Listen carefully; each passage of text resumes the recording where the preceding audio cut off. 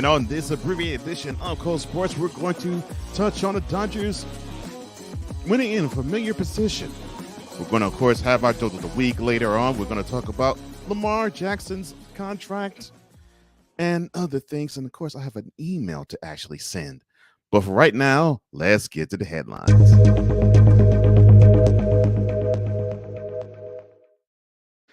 We'll start with the week one winners. I would say, Patrick Mahomes making the Cardinals look like mincemeat, going 30 of 39 for over 300 yards and 5 touchdowns in the desert. I think that qualifies as a winner. I think another will qualify for winner. 9 catches, 184 yards, and a couple of touchdowns. One Mr. Justin Jefferson, just basically making the Packers secondary look like mincemeat in their 23-7 win. I'm impressed with those two things. I'm also was impressed by the many kicks that were missed, and not just field goals from distance. I'm talking about extra points.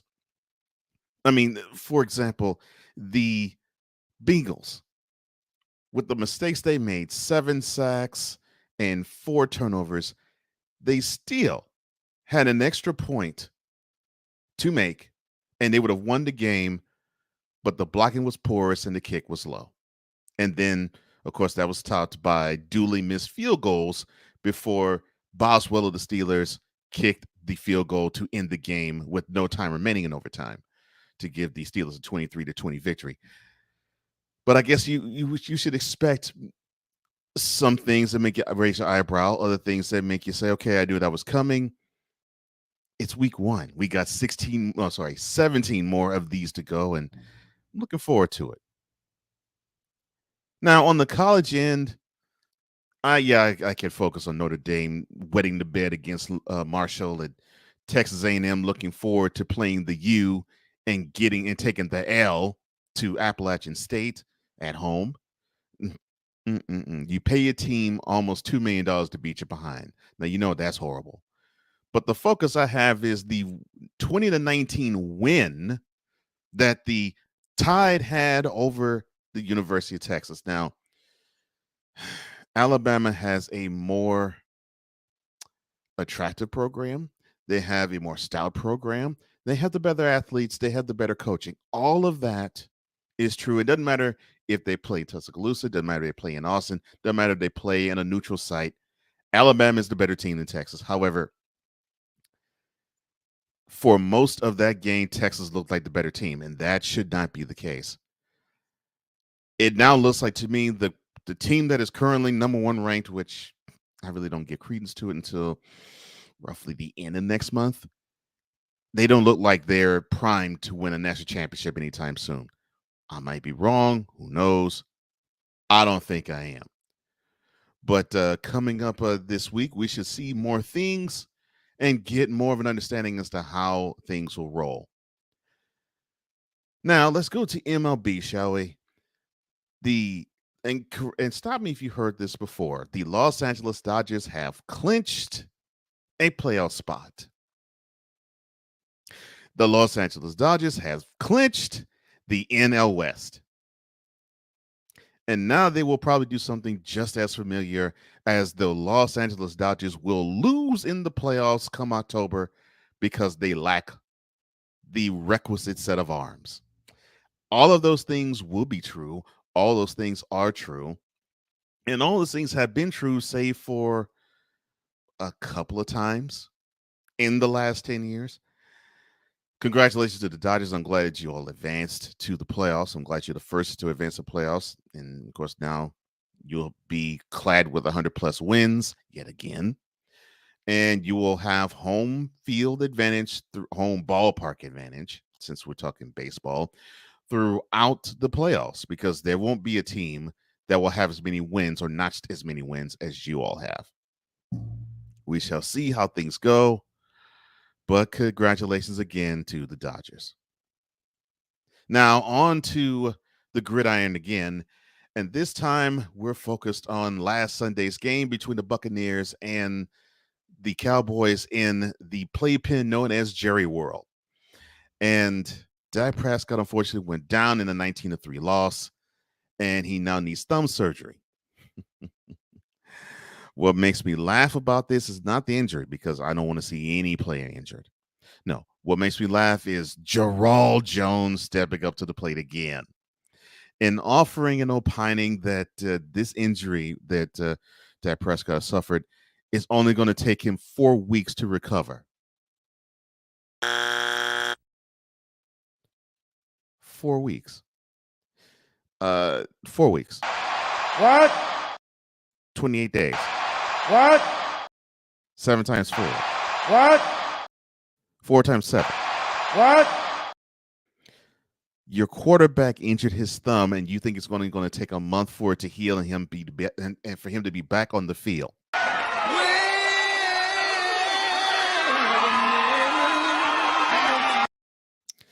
Okay, I've had enough fun with you. All right. Come on, Jerral. You know that doesn't make sense. On to the booth. And congratulations to Joe Buck and Troy Aikman. I know some of my colleagues are not the biggest fans of Joe Buck, but I respect the guy. I mean, he's carved his own lane for decades on end. They now are the new Monday Night Football pairing, and they actually had a pretty good game, although it wasn't the most entertaining in terms of score. It was entertaining in terms of drama, thank you to somebody that I will talk about later. But in their 17-16 Seattle Seahawks victory over the Denver Broncos debut for them on Monday Night Football, it looked as though it was old hat for the two of them, as of course they have been on Fox for the past 2 decades.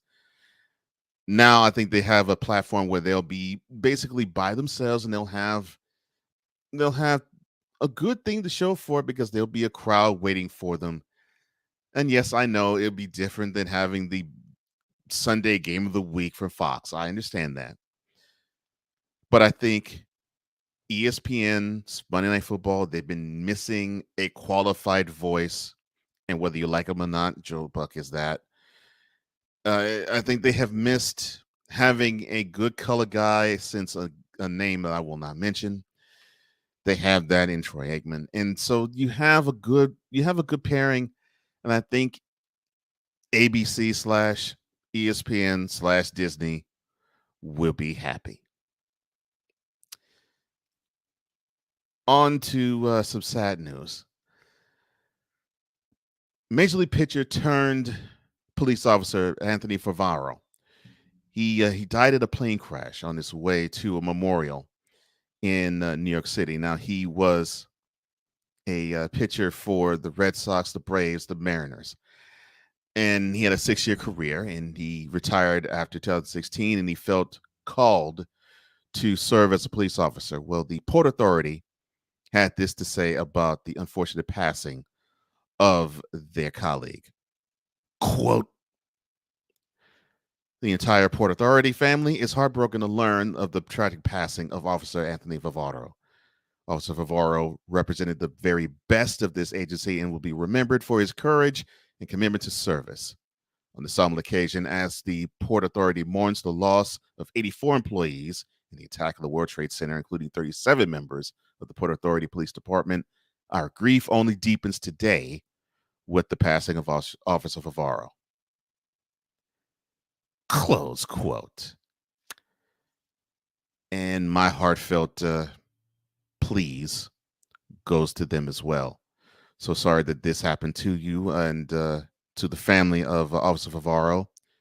Thank you for your family member service, and it's unfortunate that he didn't get a chance to live a more fruitful life and have more wonderful stories to tell.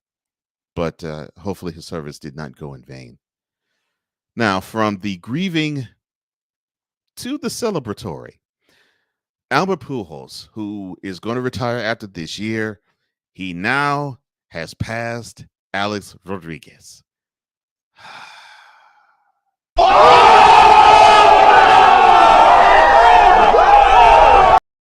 I'm sorry, I shouldn't gloat, but he now has 697 homers. He's 4th on the all-time home runs list, and he's 3 shy of 700, and I'm happy that he has passed A-Rod. more than hitting 700, I want him to hit 697. And the home run was timely. He came up in the top of the ninth. The Cardinals were trailing 2-1, and he had hit a homer and had a really good story actually to be told from it, as the person who caught number 697 in Pittsburgh actually had a dialogue with Albert as to if he wanted the ball or not. So kudos all around. Kudos to Albert, kudos to the fan, and kudos to baseball in general, because they can provide moments like these. It's wonderful to see wonderful athletes do extraordinary things. And Albert is one of the most extraordinary baseball athletes I have seen in quite some time. That concludes headlines.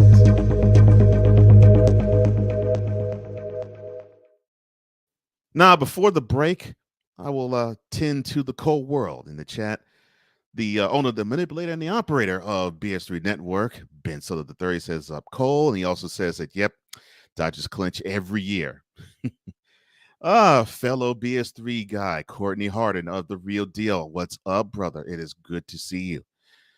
BS3 says a good old Jerral prediction.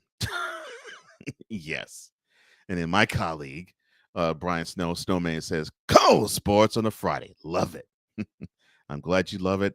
I do too. And when I come back, I'm going to touch more on Major League Baseball, because they have some changes that they want to make to the game leading into 2023. Be right back.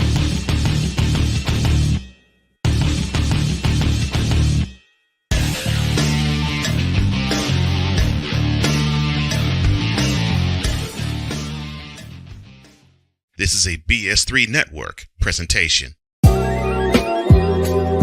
I want to show that attainability. I want to show the accessibility of this kind of lifestyle. From social media to having conversations with friends and family, you always have to put on face and say face. What brings a smile to my face is the one person that totally believes in me, and that's my beautiful wife, Jody. I just had to stop because I didn't value myself. I didn't love myself. And it's like, I have to learn to love myself. Changing the world one conversation at a time. This is Revelations.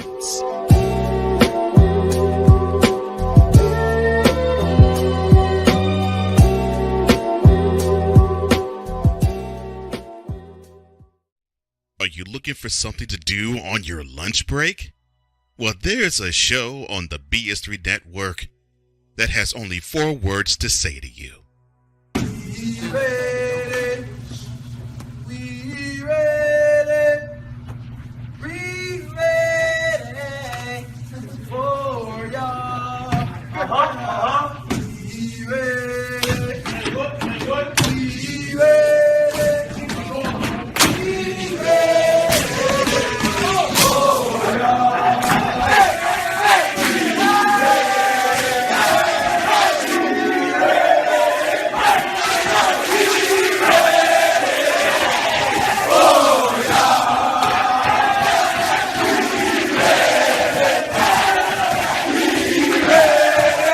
The Lunch Break with AJ, powered by JM&E. Live weekdays at noon Central.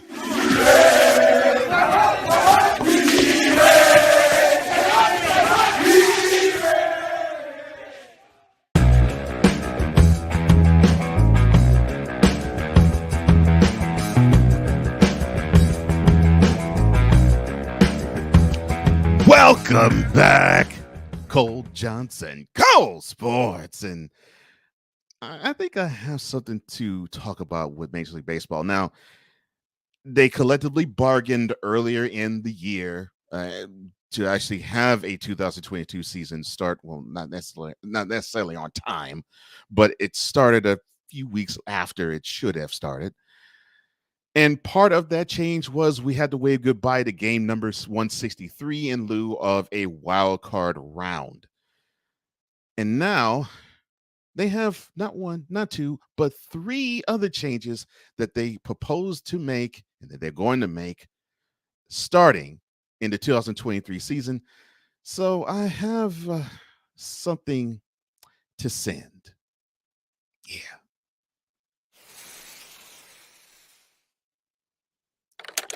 Email Major League Baseball. Such a female. The game doesn't need any tweaks. Body of email.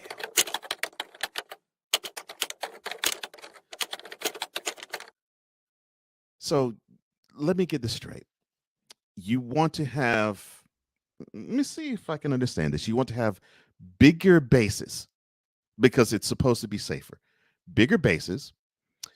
You want to eliminate shifts, and you want to have a pitch clock.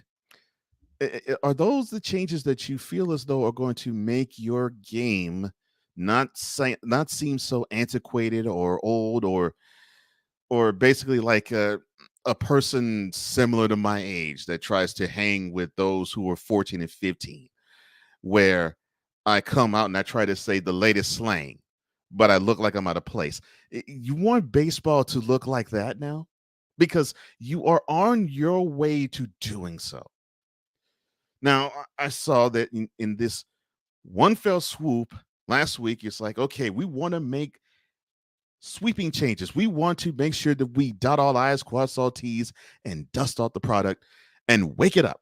We want baseball to actually have its coffee drink, this coffee shot, like an espresso or something. All right.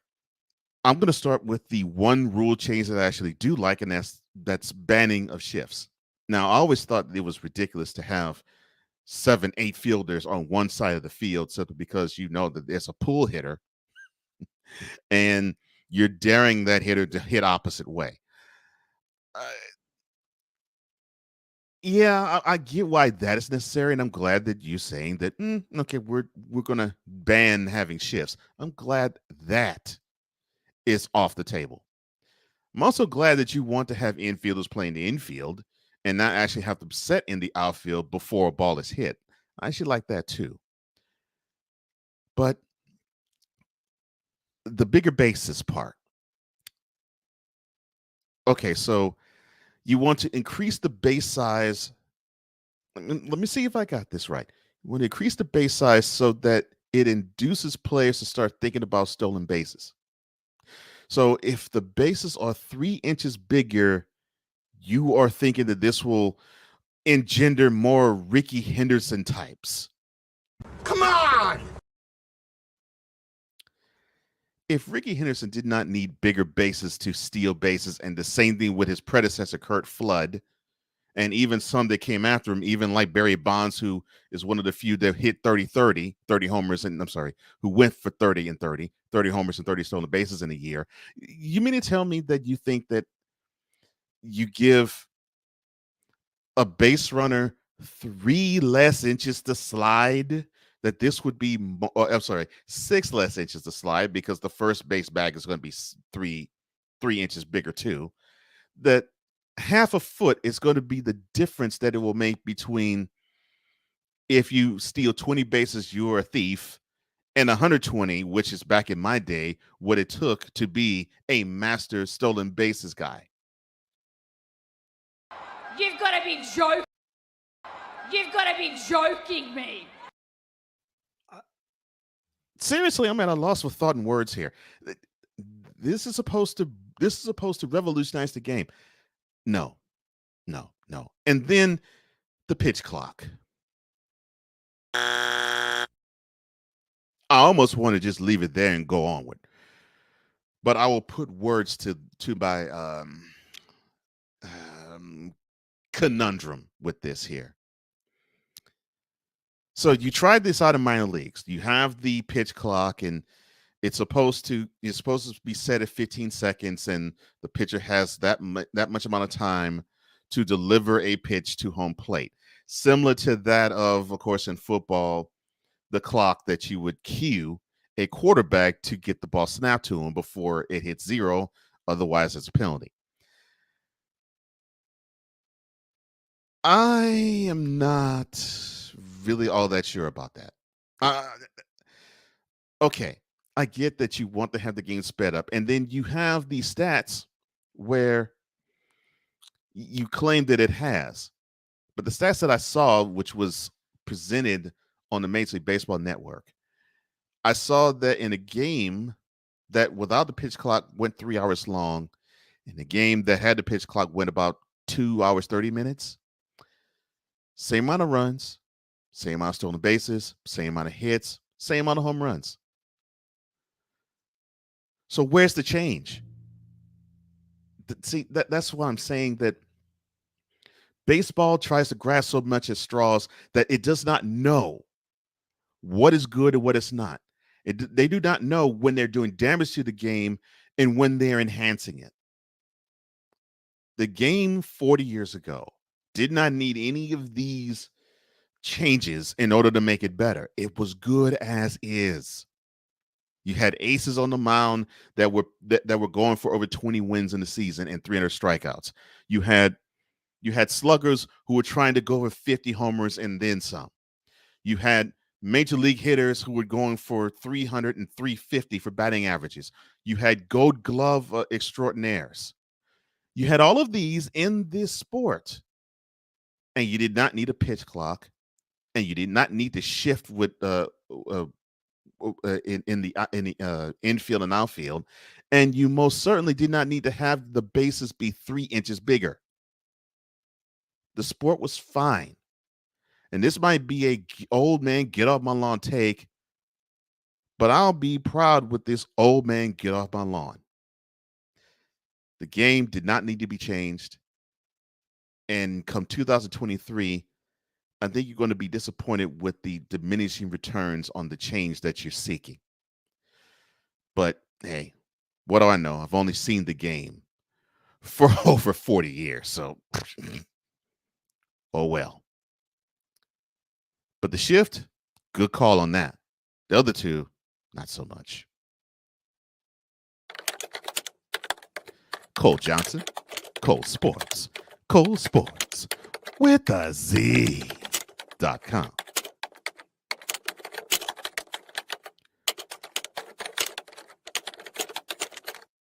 When I come back, the DOLT of the week.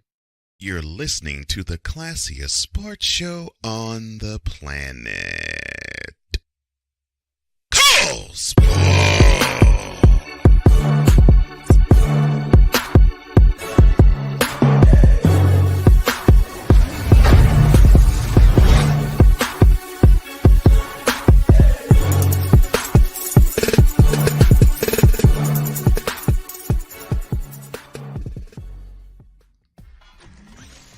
From the vault, a look back at a key moment in sports history.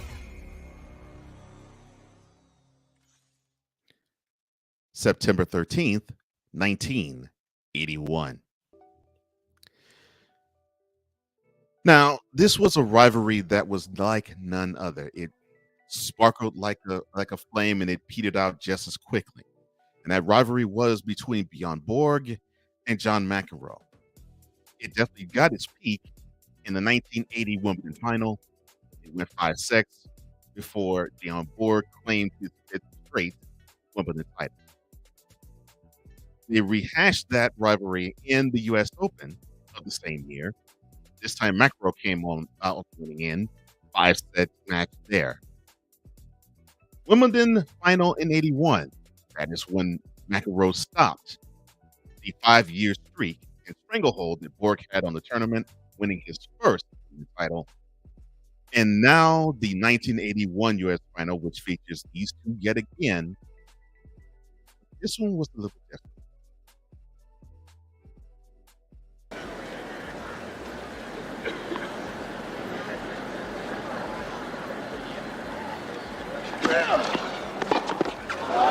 Game, set, and championship. McEnroe.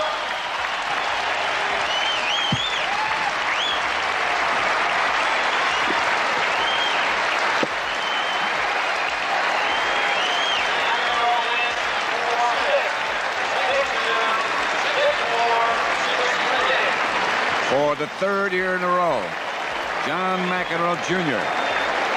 is the United States Open champion. That leaves little doubt about who's number one.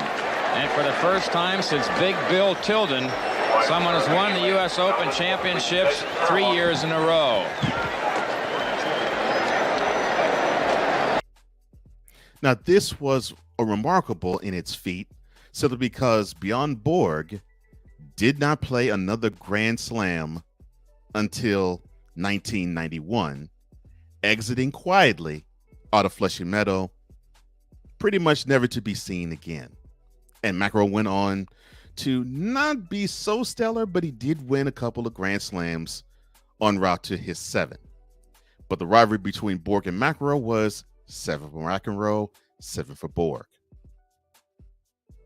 John McEnroe and Bjorn Borg ended their rivalry, very strangely actually, on this date in 1981. Be right back. From the vault, brought to you by Cole Sports.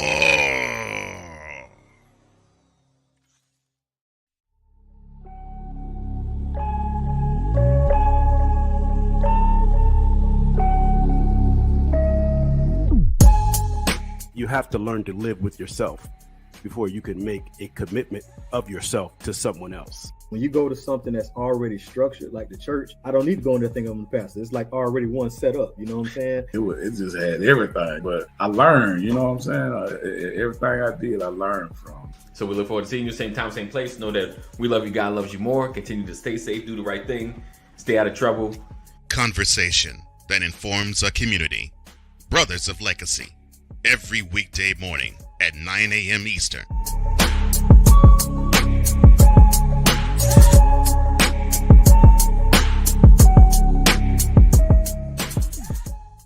Discouragement, sorrow, distance.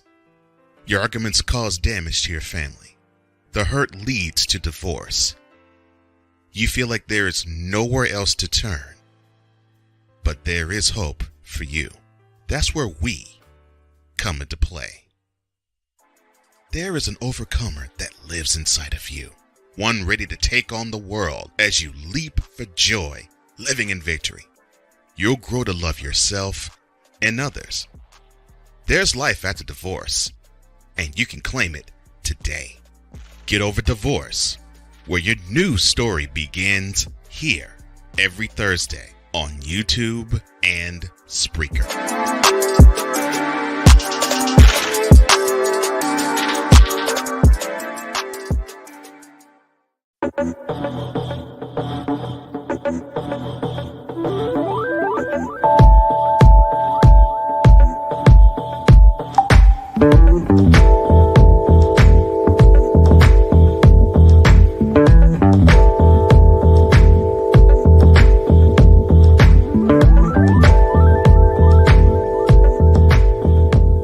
Welcome back to Cole Sports. Cole Johnson right here with you.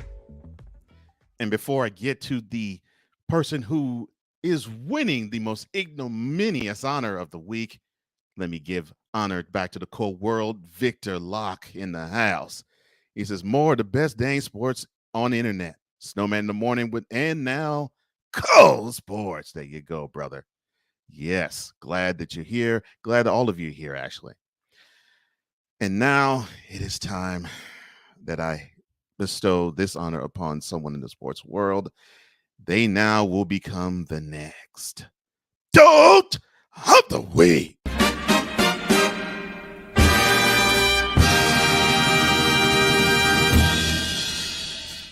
DOLT of the week is sponsored by nobody. The winner of this episode's DOLT of the week is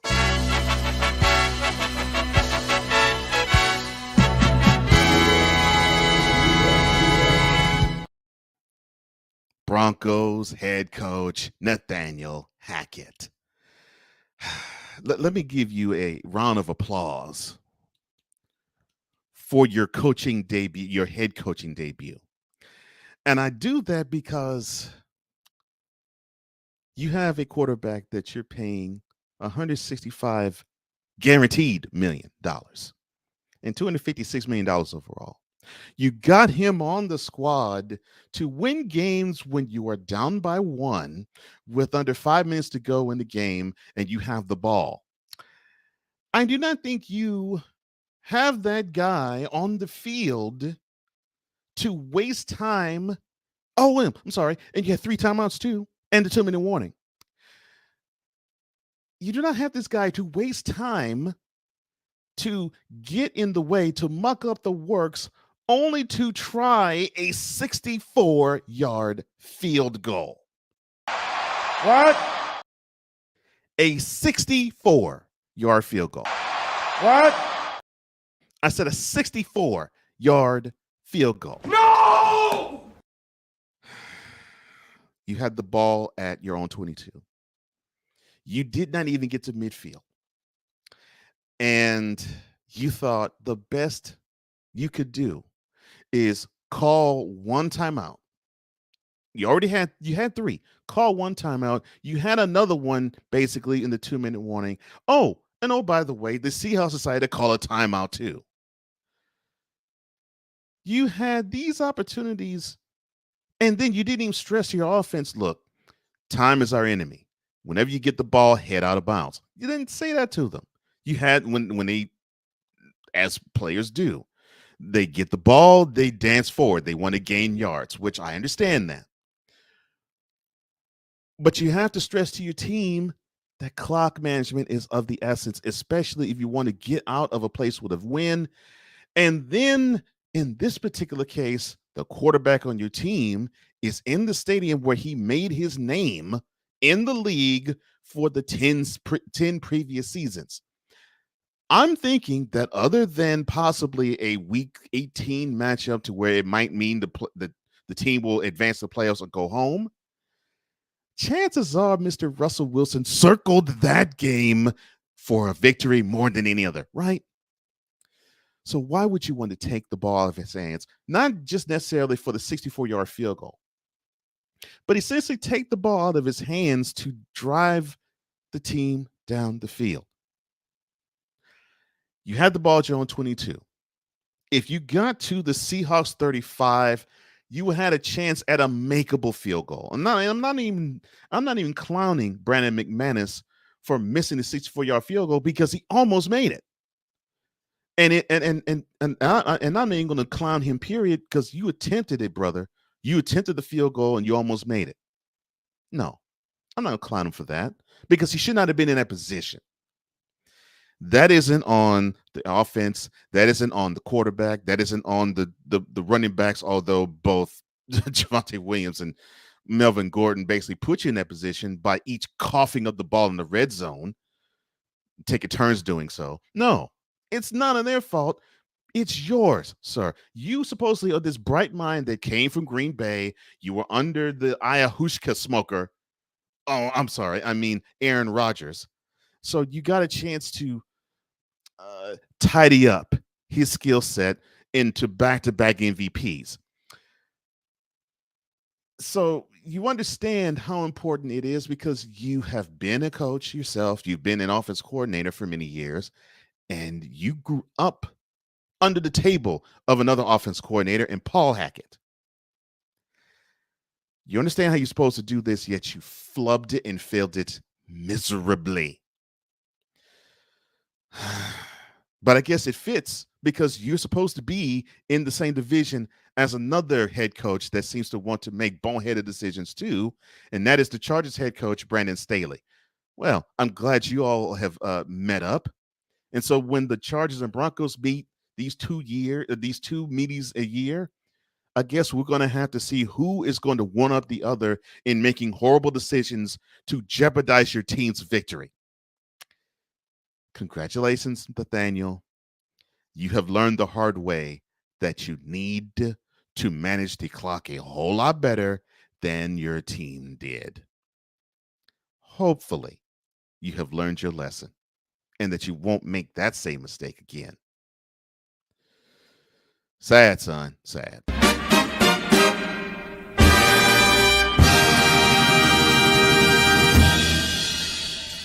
The Ravens and Lamar Jackson both are playing a dangerous game of chicken. Upon further review is next.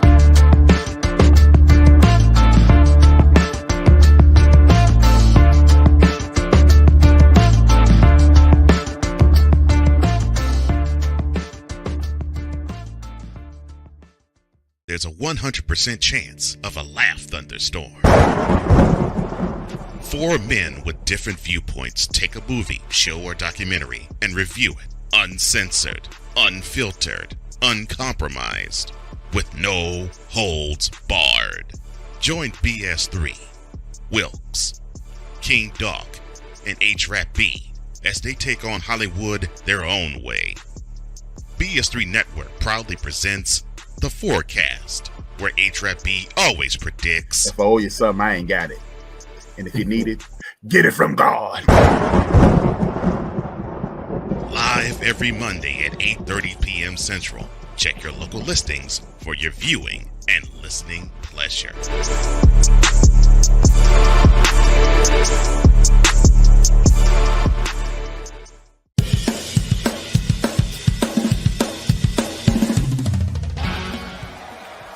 For Steph Curry, Tim Anderson, Jordan Alvarez, and it's caught. Deebo Samuel with the catch. Michael Jordan consents. The throw just got the king. BS3 Network. The hottest of hot takes. The coldest of cold hard facts. This is Snowman in the Morning with Cole Johnson. Weekdays at 8 a.m. Eastern. Check your local listings for your viewing and listening pleasure.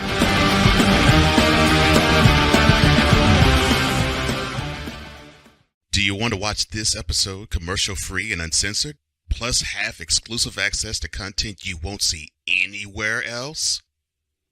Well, now you can. Cole Sportz is now on Patreon. Become a patron today.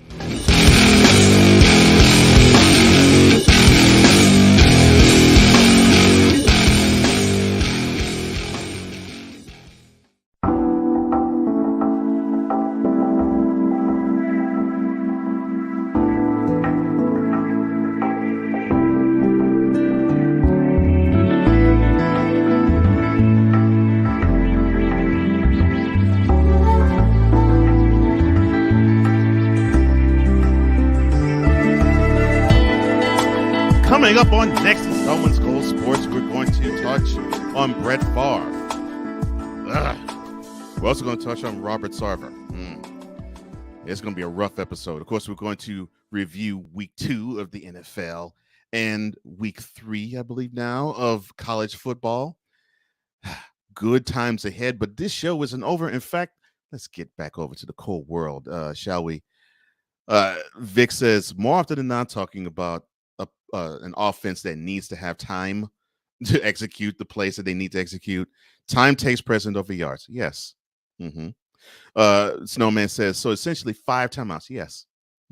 About the essential 5 timeouts that they got, because the one the Seahawks gave them was a gift. They only utilized 2. And they had no choice but to utilize one of those 2 because one of them was a 2-minute warning. Sad.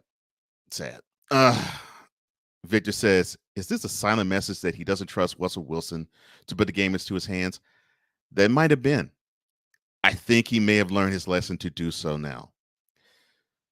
But on to another team that I think either needs to learn if they can or cannot put their trust into the hands of, and that is Lamar Jackson and the Baltimore Ravens, because seemingly we are seeing 2 guys, because I believe it's between him and Ravens owner Steve Bisciotti, who is basically daring one another to say which one is going to blink first, because I'm not going to blink. Well, here's the breakdown of the negotiations between the player and the league, and upon further review.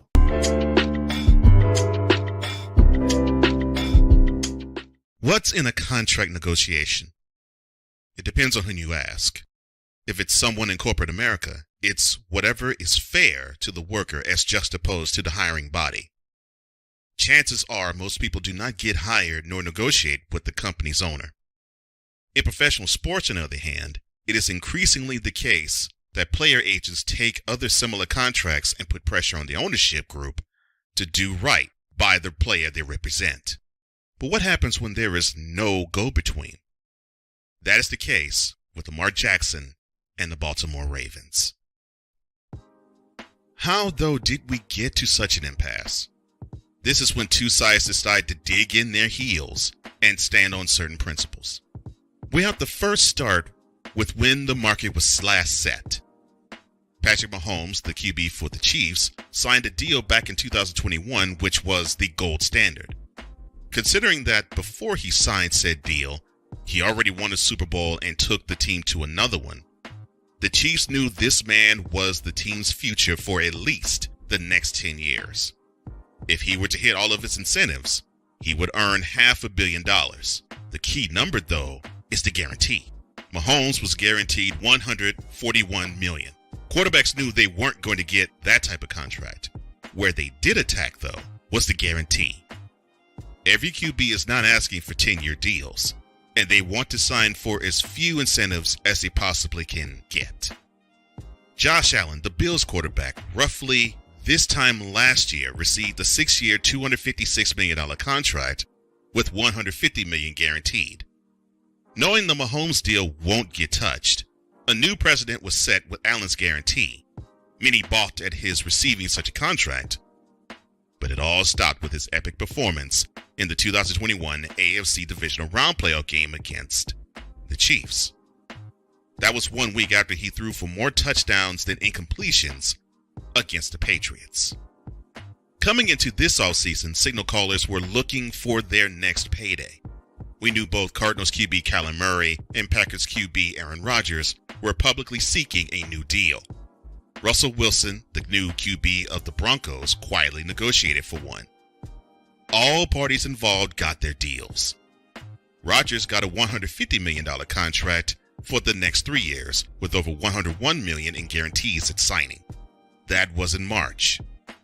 We'll get back to that later. Kyler Murray was tough to handle upon the Cardinals' exit from the 2021 NFL playoffs. In January, he wanted a solid deal, and 6 months later, he got one. 5 years, $230 million, with $160 million of it guaranteed.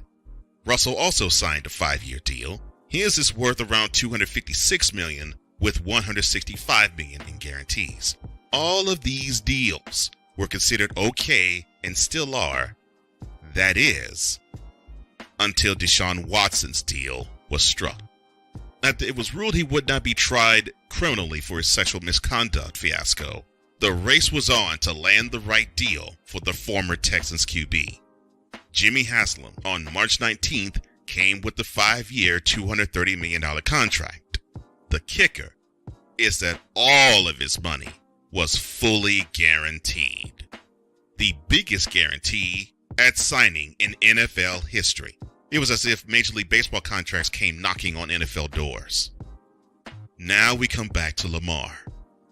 2 weeks after Watson signed his deal, the Ravens owner, Steve Bisciotti, publicly stated at the annual league meetings, quote, "I'm trying to answer that when I had a reaction to it, the Deshaun Watson signing, and it's like expletive. I wish they hadn't guaranteed the whole contract. I don't know that he should have been the first guy to get a fully guaranteed contract. To me, that's something that is groundbreaking, and it will make negotiations harder with others. But it doesn't necessarily mean that we have to play the game, you know? We shall see. If I was in bogged down negotiations with Lamar, then maybe I would have a quicker reaction to that news." Close quote. Almost 6 months later, and his reaction is still slow to this news. Lamar put forth an edict of having negotiations stop just 2 days before the Ravens began their 2022 NFL regular season. The negotiations came and went with no deal struck. From the team's end, the thoughts are as follows. Lamar Jackson represents himself. It is more difficult to have owners pull fast ones on agents who make it their business to study the tricks of the fine print. It's not to say that Lamar can't do the job, but it is difficult to negotiate, and you're stretched thin. Another thing the organization is considering, Lamar is coming off of an injury that ended his 2021 season. Injuries normally make a team pause in forking over more money. Yet another consideration, Lamar's development as a QB is incomplete. There are others who have mastered the position, and Lamar has come short of that. He's made strides, but rest assured, the Ravens brass are watching. What plays in Lamar's favor is the fact that the only QB that's gotten an extension and has had more success in the playoffs the last 2 years would be Allen and Mahomes. Plus, Lamar is a unanimous NFL MVP winner. Both sides are playing a game of chicken, and we may have gotten an indication on how the negotiations have gone. As reported by ESPN, the Ravens offered Jackson a 6-year deal worth $290 million with a $133 million guarantee. They retracted that story and changed the number to $250 million. Considering Jackson's on the field without an extension, regardless of the number, no was the answer. It was also reported that Jackson wants a fully guaranteed contract with no less than the $230 million that Deshaun Watson received back in March. As fully evidenced, both sides said no deal to the other. The problem going forward is the Ravens might attempt the franchise tag route after the 2022 season should Jackson still demand the $230 million plus guarantee at signing with his extension. This similar game was played with Kirk Cousins as they promised his team of a contract extension after 2 straight years of being franchise tagged. The Commanders were ready to franchise tag him for a 3rd consecutive year, only for him to sign a deal with the Vikings, which set him and his family up for life. Such is life in dealing with billionaires. They want to keep as much money as they possibly can for themselves, even if they see players have earned their pay. But here we are, watching a good old-fashioned game of chicken being played right before our very eyes. Which side is going to blink first? If neither side blinks, a sad situation may develop. Why? Because Lamar Jackson fits Baltimore like a hand in glove. He fits the Ravens and the community of Baltimore. Seeing him and the team not come to terms will ultimately hurt both sides. But as long as Bisciotti can hold on to his money and Jackson can receive his fully guaranteed contract somewhere else, all of this may not matter in the end.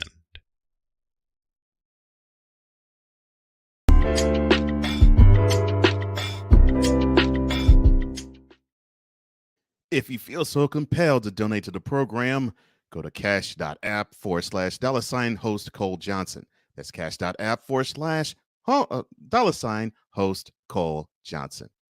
Well, thank you for this time. I appreciate you in the Cole world. I appreciate you on the BS3 network. Appreciate you on YouTube. And I appreciate you everywhere that you listen or you're watching this program.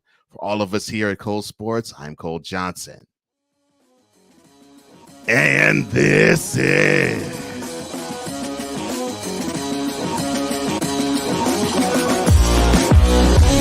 Cole Sports. Thank you for tuning in to Cole Sports. To download this episode, go to Spreaker and type Cole Sports with a Z. For apparel, go to Spring and type Cole Sports VIP Boutique. That's with a Z. To reach Cole Johnson, go to flowcode.com/page/host Cole Johnson. This has been a Comey Media Incorporated presentation.